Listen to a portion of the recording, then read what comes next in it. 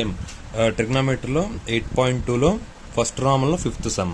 Okay, 5 cos square 60 plus 4 secant square 30 minus tan square 45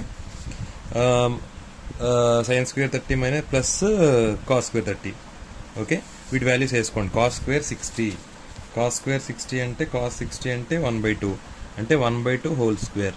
cos square కదా, cos square 60 కదా, అంటే 1/2 whole square to 5 plus 4 into secant square 30 అంటే 2/√3 whole square minus tan square 45 అంటే 1 square by sin square 30 sin 30 అంటే 1/2 whole square plus cos square 30 అంటే √3/2 whole square. Okay, ఇప్పుడు ఏమవుతుంది? 5/4 అవుతుంది. 5/4 ప్లస్ ఇది 2 స్క్వేర్ కదా, అంటే 4 ఇంటూ 4 16/√3 హోల్ స్క్వేర్ అంటే √3 మిగులుతుంది. ఓకే, -1 బై ఓకే ఇది 1/4 కిందన 1 స్క్వేర్ బై 2 స్క్వేర్ అంటే 4 ప్లస్ √3/2 హోల్ స్క్వేర్ అంటే 3కి రూట్కి పోతే 3/2 స్క్వేర్ 4. ఓకే, కిందన ఏమవుతుంది?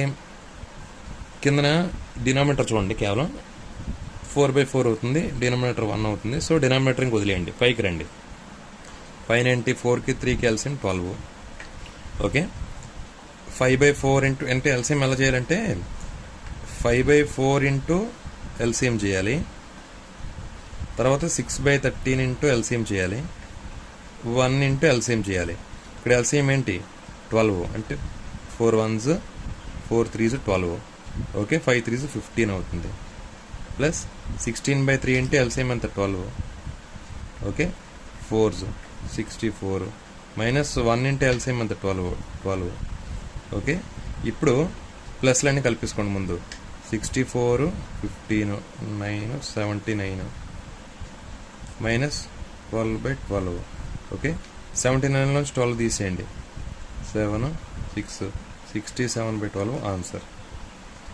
ఓకే.